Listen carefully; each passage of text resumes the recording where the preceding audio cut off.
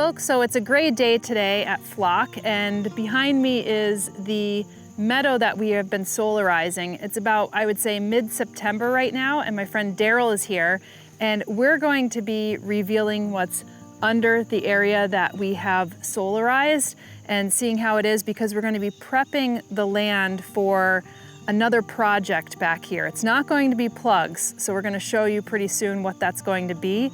Unfortunately today it's going to rain. You could probably tell from the grayness in the weather, and tomorrow when the project is going to get underway, it's actually forecasted to rain all day, which is kind of a bummer, but we're going to be working through the rain.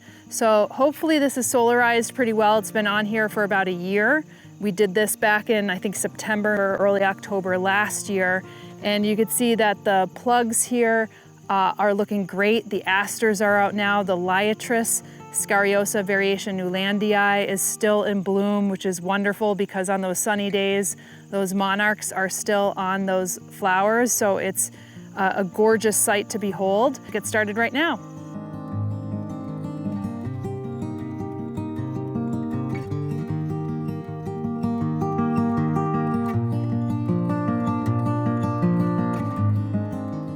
All right, so I have Daryl hard at work here, and this is what it's looking like. Very similar to last year. Unfortunately here, you'll see it's a little rockier, and around the edges, we have some of this, what is this? Creeping Charlie, it's called. And that, which is fine. That doesn't bother me as much, but the main thing here was all of that reed canary grass, and that seems to be gone.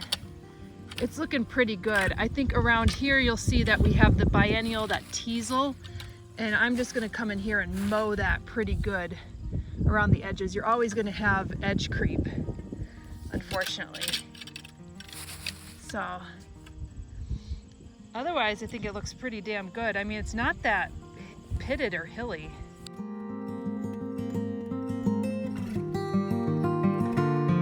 All right, you'll see what we're working with right here. Not that bad. I mean, honestly, it is a little rocky in some of these areas, so we probably have, I have some leftover Espoma product I'll end up using. You can see some of the grass is coming through, so we're gonna really be working on these areas and just making sure that we have a really perfect edge. Well, not perfect, but nearly there. And yeah, so this is what we're working with. And this is obviously only one side, so this is roughly about 14 feet by 40 feet. So it gives you a sense of the space that we'll be working with for our next meadow planting, which, as you can see here, has taken really well with all the plugs and seeds we've put in.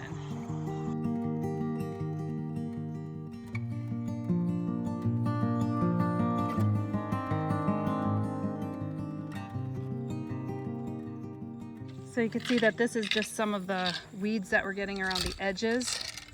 Quite a lot, so we just want to take some of these out so they don't become problems later. But yeah, we're going to be adding some substrate in there as well, because as you might be able to hear, it's very rocky over there. There's Sonder, he's bringing the mower, so we'll mow the edges a bit. Thanks, Sonder. Okay, we're going to start on this side over here. So you can see that there's some weeds that have come through, lady's thumb and some solidago, so we're going to have to get those out.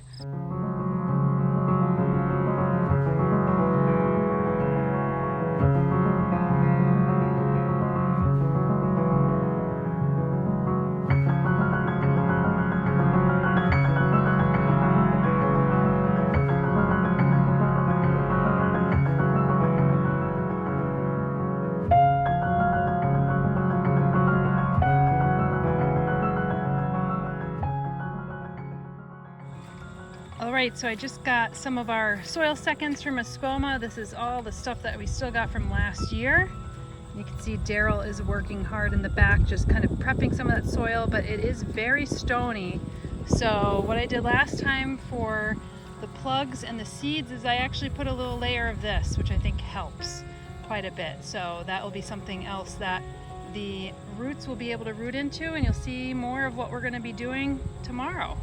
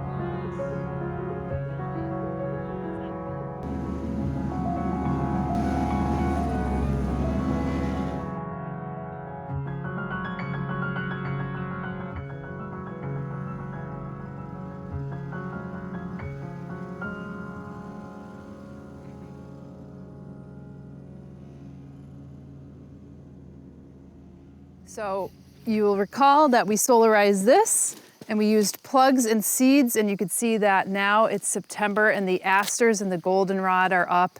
We're thinking it looks really nice.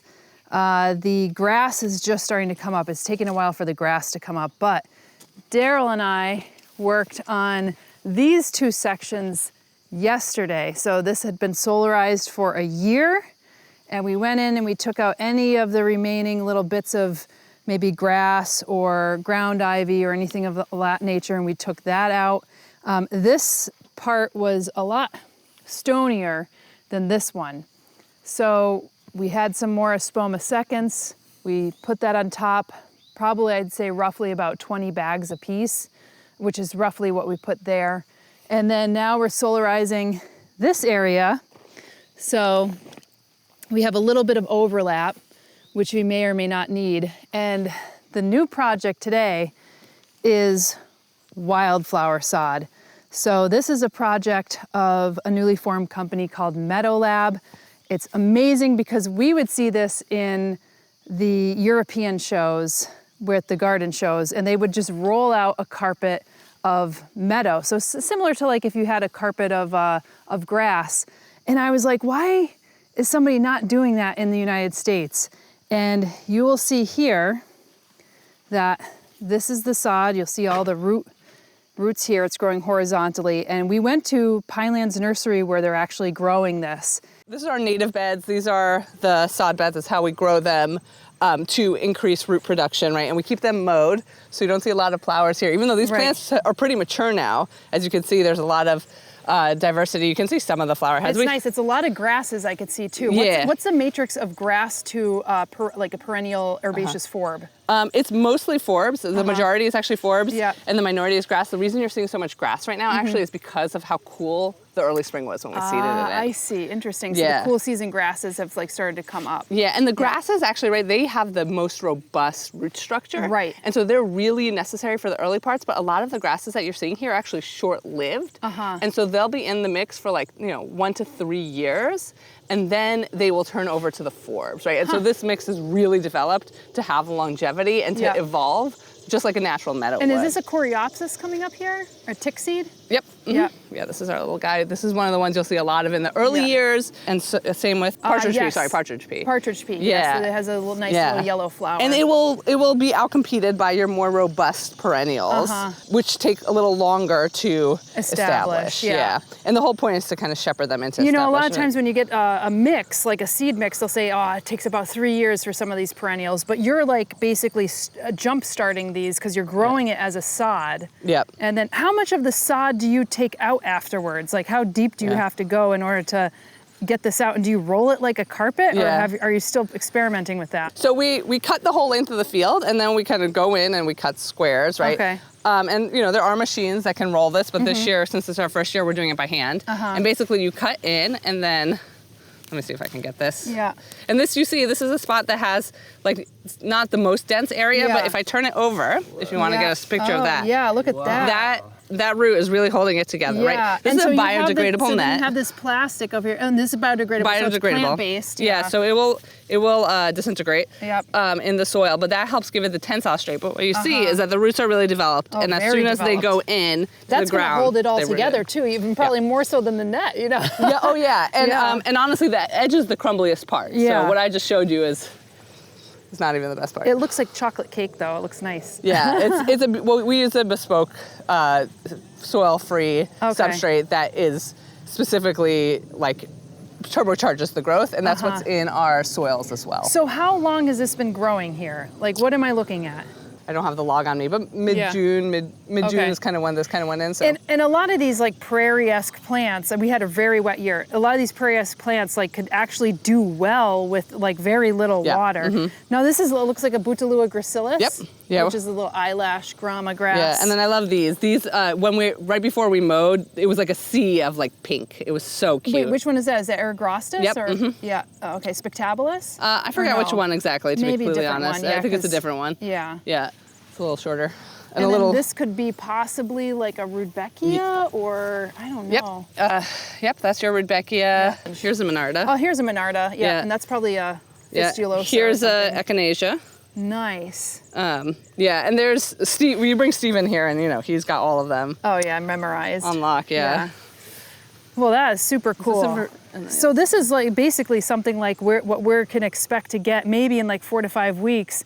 We'll be experimenting with this on our land, and we've like solarized and prepped the land. Yeah. So after a year, it'll be really interesting to see what this looks like and compare it to the seeds and plugs as well. Yeah, it'll be cool. I mean, this is much easier to install, right? Yeah, like, and you're walking on it like no problem. Like it's fine. I mean, this carries the weight of the machines we need to run on it. And how tall do you think would this get? Because a Brutalua gracilis is quite a short grass. Yeah.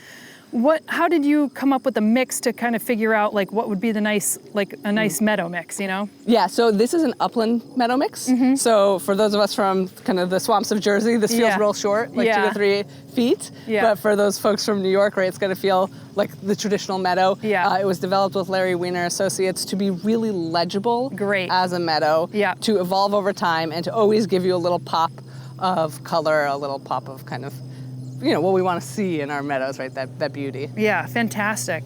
Well, thank you, Anya. This is really impressive. I can't wait to actually see this and how it rolls out on our land. And I know that you had a tough year with the rain, but it's looking pretty good. Yeah. And it was pretty cool to see it in the fields growing. So we're going to be experimenting with this. Yes, this is one of the biennial coreopsises and black-eyed Susans. And this is purple lovegrass, Eragrostis spectabilis that I could see here. Now we're going to basically lay it down piece by piece so it'll look a bit more like a patchwork quilt to start. It's gonna take, a good full season or a year for it to start looking like this. So this is a bit of an unfair comparison, but at least we'll be able to see what this looked like when we first put it in. And then here we have bags of seed mix. Well, it's like basically soil pre-seeded with seeds like here. So you could basically stitch together the edges and you keep that well watered. And hopefully within, 3 to 5 days, you'll start to see these roots. If you water it in, these roots will start to grow down. But unfortunately, timing was not necessarily on our side because initially what we wanted to do was put a layer of bulbs underneath this, and this would be like a sod blanket. But it's so hard to time these projects. The bulbs are not coming in on time. The sod came early. So you know what? We're just gonna put the sod down and we're gonna figure out something else with the bulbs. But you could still dig through here and plant a bulb. You could, but with thousands of bulbs, I don't really wanna destroy the lawn, the meadow. And this that Sandra's pulling on I think this is polylactic acid, but I don't know for sure, but it is a biodegradable, bio-based product. Yeah, mesh product. It's a mesh that holds it together so it doesn't just fall apart. Exactly, but it's not plastic, so it actually will disintegrate and deteriorate over time, and which is great, because this is the downside of, sometimes the sod, is that you just have plastic underneath, but that will go away within a year. So this is the project that we're going to be doing today. We're going to be experimenting with this. Sandra will probably put the camera down at some point and help us out, but it's going to be... Sandra's going to wear many hats. Daryl was for. Daryl's walking away from the project. He's like, I'm done. He's like, I'm done with this project. No, I'm really grateful. Daryl's here. Daryl actually is a breeder of many plants, probably many plants that you actually have in your garden, epimediums, coreopsis, physostegia, and a number of others. So he's going to be helping us with this wildflower sod. He came prepared with his own tools. So we're going to get started and see how this looks. Cool. So see the roots already coming? Yeah, the roots are coming. That's what I mean. That's just in one day. I know. Wait, so you're not going to be able to Yeah, pull it for the I know. bulbs, So Daryl told me, he was the one who informed me. He's like, you're not going to be pulling this up and throwing bulbs under it. On this side, it's even more. Yeah. So that's in one day, grows that many roots. Yeah. Wow. As soon as they get the chance. Yeah. This is so thin. Yeah. So she said we could roll it up like a burrito. We could roll it up like a... I think if we flip it. Yeah. I was testing it. If we just... Yep, like that. And then two of us. Yep. Perfect. So do you want to start on that end and come this way?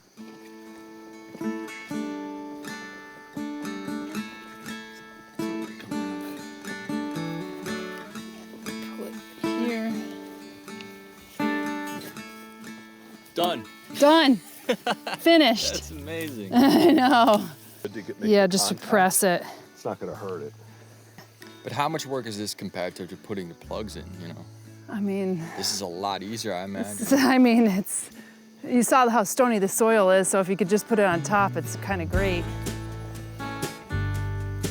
Yeah, it's not good for digging. Yeah.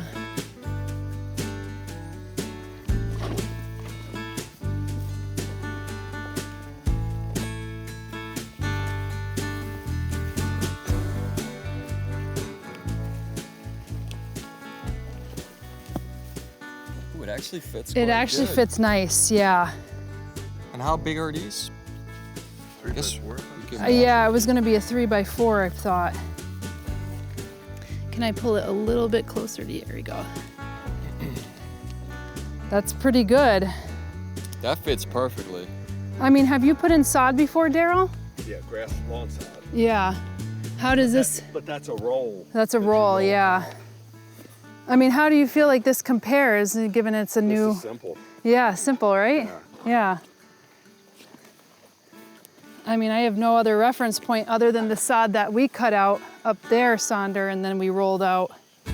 Well, the rolls can be tricky because once you start unrolling it, you have to make sure it's straight. Yeah, and it gets really if heavy. If it goes to the side, then. But I'm sure there's some flexibility in that too. This is a little ripped on this side, so just. Yep.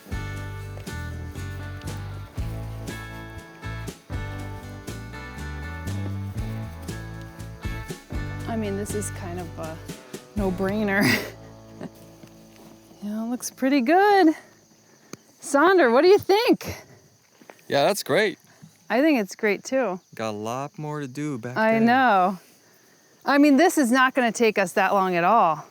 Well, you guys, I'm timing it. Okay. You guys are going at a leisure pace. We are. Wanna take a break? No, no break for you. We're at 6 minutes for 6 mats. Oh, it's like a minute Almost a mat. 7 minutes, yeah. Maybe pull, yeah, a little bit towards your weight, and then needs to go down. Let's move this plant, and then we need to move it down like this. We're installing this right now, approaching fall, and this we didn't want to install it like in any type of freeze, and we're actually not sure when it's going to freeze.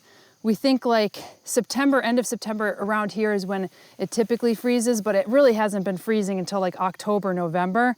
So we're installing this now on the 23rd of September, and we'll water it in. And actually we have 3 days of rain coming up as well, which will be great. And that will help put the roots down into the substrate below. You could do this in the spring, probably also in the summer, but then you take a little bit more of a risk because you get the heat of the summer, and then you'd have to water it really regularly because it could get too parched. But that's where they grow it. They grow it in New Jersey, and they're growing it all throughout the summer as well. And so, you know, they have to do it, but they have to irrigate it quite regularly. But then once this is established, these are all kind of more prairie plants, a lot of grasses, coreopsis, as we're seeing, bergamot, a lot of the same stuff in here. They also have like liatris in here as well, just not the Newlandia kind. I think they have more spicata. And those are plants that are adapted to a droughtier environment as well. So this should be pretty good here and match well with this meadow. And it will be interesting to see in like 2 years, 1 year or 2 years, what this looks like compared to what we did here with the plugs and the seed. Yeah, because this established in about a year. Yeah, that's a year. Oh, yeah, a little blue stem. You see this? That looks like the Aragrostis, doesn't it, to me? Is that the short little, this is the little purple. The little one. purple love Yeah. grass, yeah. And then this is the Schizachyranchium scoparium, which is little blue stem, which we actually have. We have in there as well.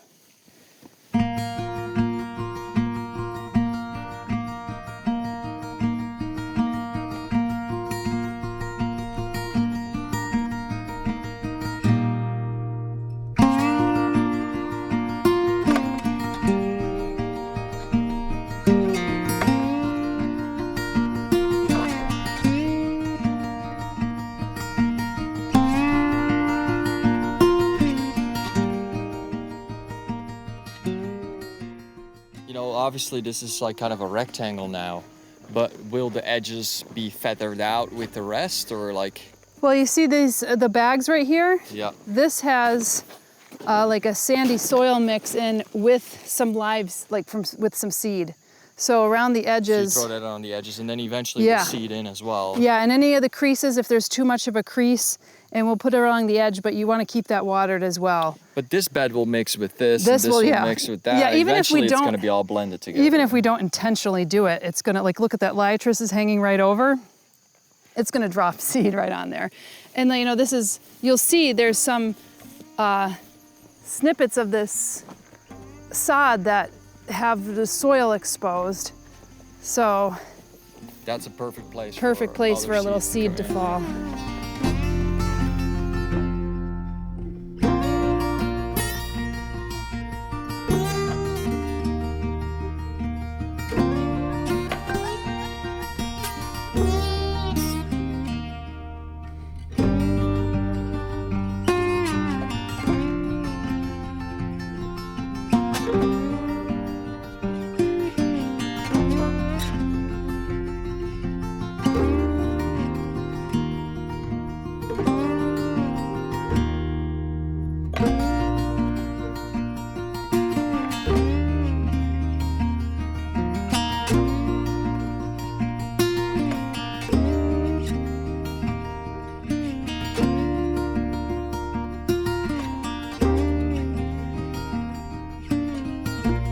How we're doing?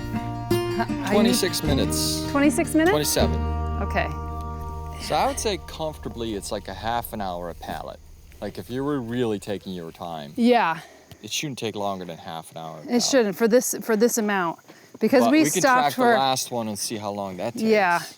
What's fun about it is Daryl actually tipped me off to this in a newsletter, the Meadow Lab project, and I was like, oh, this is exactly what we see in all those like British shows. And then I reached out to Claire because I just think what she's doing is so cool. And we got to actually see this. I don't know if you remember, but we went to Wildflower Farm and Elliot had one there, right off the parking lot. So it was really cool to actually see one installed that was further along. Well, this rain is perfect with water right I know, it is good. It probably needs a little bit more. Because it's been like dry for two to 3 weeks. I know, and we were lamenting the fact that it was gonna rain because... How do we get so short? Well, it's just because this isn't perfect. So That's we where might... the seed comes in. Yeah, the seed It's are... not a perfect square. I think we're gonna probably have a little cut. We'll have to cut some, yeah. Leave it Yeah, like that. yeah. So how far, where would you like to come Probably right here. Yeah. Right around here somewhere. Ooh. Like butter. It's like a, cake. it's like a, This knife is, it's like a pie. It's really sharp. well, it's serrated. Oh, yeah, so it's yeah. It's a root knife. Yeah, That should be cut. really good. I think you could use the wider one right above here because it tapers out a little bit. Yeah, you're probably right. You want the wider one up here? Yeah. Where are we going? Probably in the middle, actually. In the middle. Okay. Yeah. Yeah, I don't think we need to cut it very much. I mean, it does taper, but So you want to come all the way down? I think we just come all the way down and put it under, tuck it under the poke. Yeah, The poke. the pokeweed. Don't poke the poke. I mean, that pokeweed planted itself, but I like it, so. I mean, that's pretty good. And then we'll do one more underneath the aster. The aster says you don't need one. You think so? No. Okay. So, where do you think, like right here? Where did you put sod? I know, right? Doesn't it look like Blends that? right in. It blends right in. It looks great. And so what we'll do with these edges is that we have some of the soil. We'll do that at the end when we're doing that with everything. We'll open it up and we'll just kind of taper it off so it doesn't look like so, like the edges right there. Oh. Pantyhose ripped. Look, someone lives here. Someone lives here? Oh.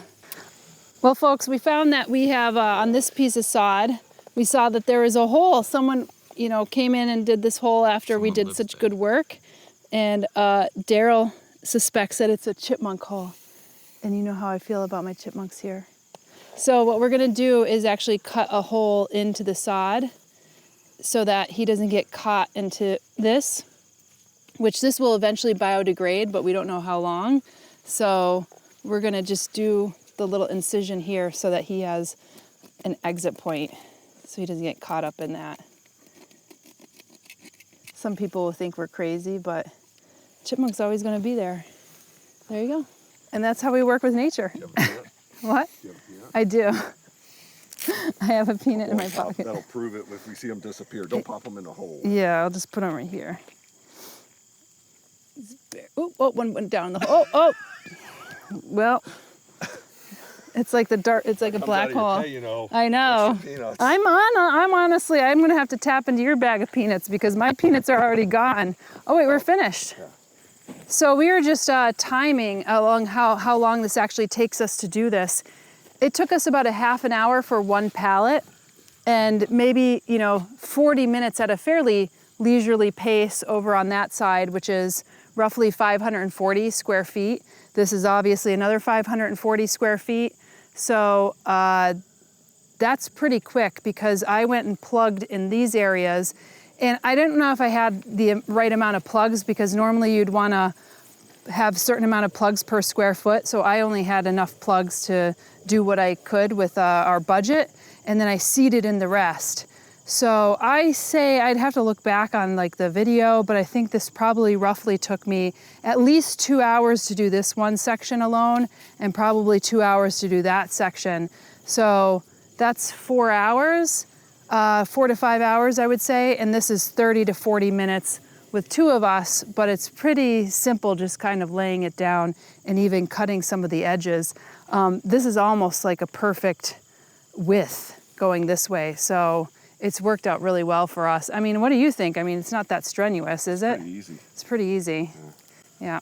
Now, why don't you just seed this raw earth right here? We didn't just seed this. I mean, I did seed that area because I didn't have enough plugs. Yeah, but why would you use a mat versus just seeding it in? Because as you could see, that there's a lot of things that could seed in here. We don't actually mow, and part of the reason why you could just seed this, but then you might be getting Canada thistle in, you might be getting goldenrod. So you had no clue what you were going to get once you seed yeah, it in. Here, well, at least you have something established. This is already pre-established, but you could seed, and that's what I said I did in there. But even with the seed mix, depending on the provenance of the seed mix, you might not even get exactly what you want in the seed mix. And I'll give you a great example.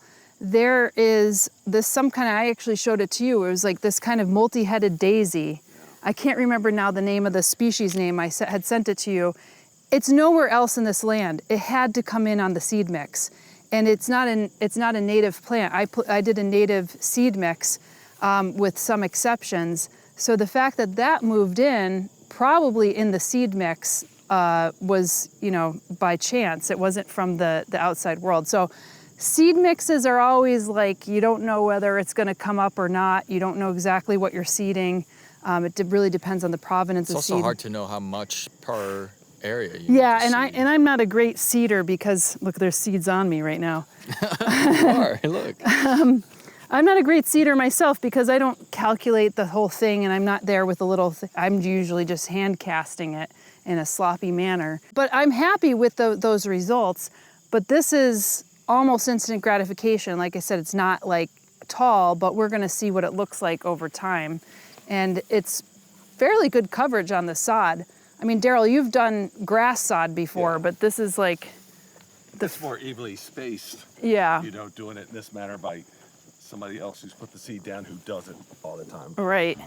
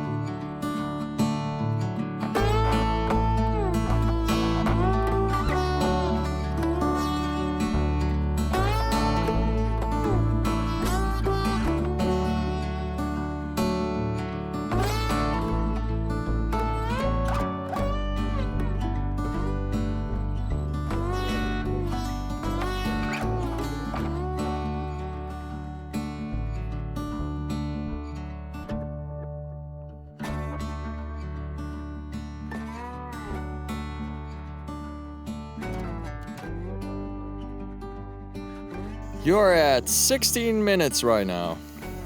So For you're one? definitely speeding up. Oh, I'd say you could do 20 minutes, you could do a whole pallet.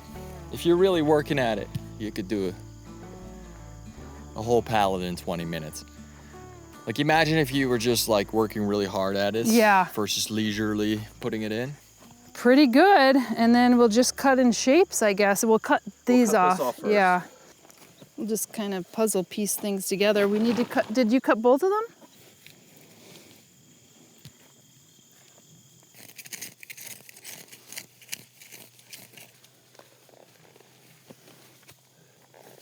Man, Daryl's got all the tools. He's got the tools on him, I know. Oh, nice. I mean, I'm just gonna feather it in like this.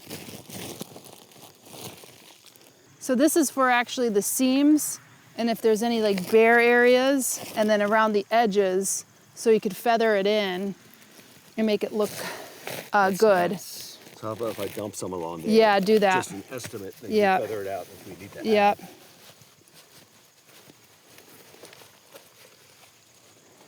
And even in here, we'll get some.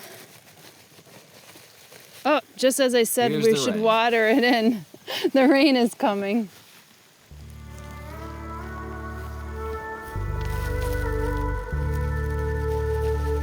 Yeah. Perfect.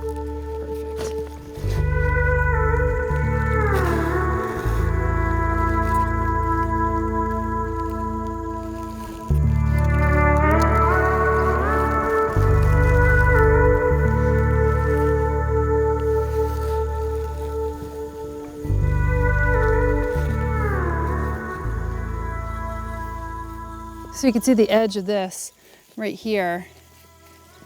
And we're just gonna, this is all our other grass, so we're just gonna overlap it a little bit. And this will be our next project for next year. This will stay solarizing on this area.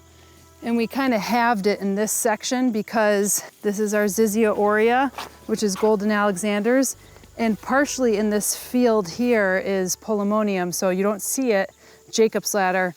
That comes up in the springtime. So we're really mowing this to favor for spring blooms.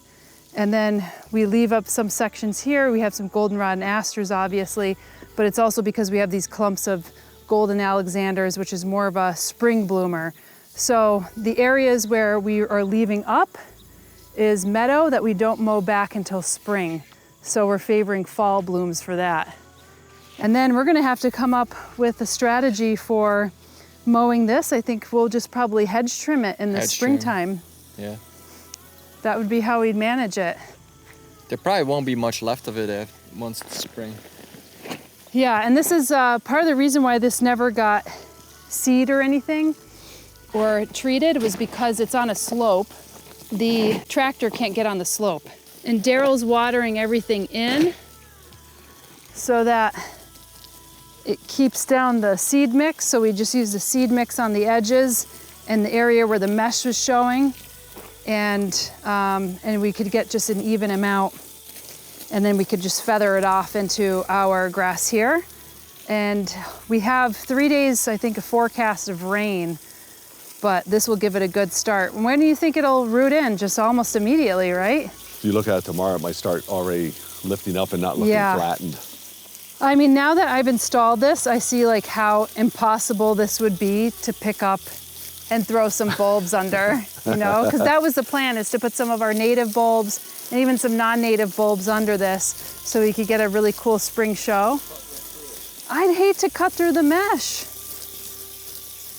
I don't want to ruin the, because we have so many bulbs, you know, then you're going to be putting thousands of holes in it. You're doing small bulbs? What? Some of them are small, some of them are big. Well, the smaller ones, you could use that dibble that I gave you. That's true. I could use the dibble. Yep. Maybe for the small native Camasias, I could do that.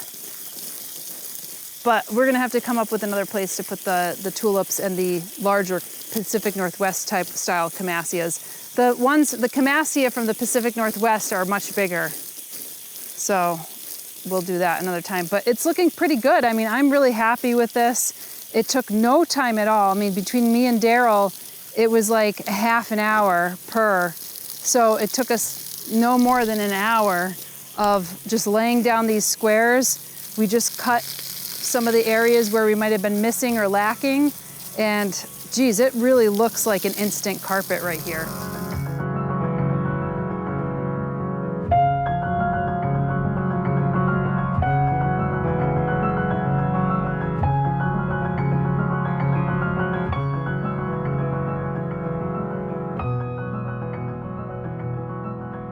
After a few days of consistent rain and the return of the sun, you could see that the newly installed wildflower sod had settled in nicely to its space. Now we'll continue documenting the results over time and see how it compares to the plugged and seeded area next year. And if you're interested in the wildflower sod Meadow Lab product, then you could head over to their website at meadowlab.com. Now you can support the channel by liking, subscribing, tipping, and becoming a channel member. Thank you again, and we'll see you in the next video.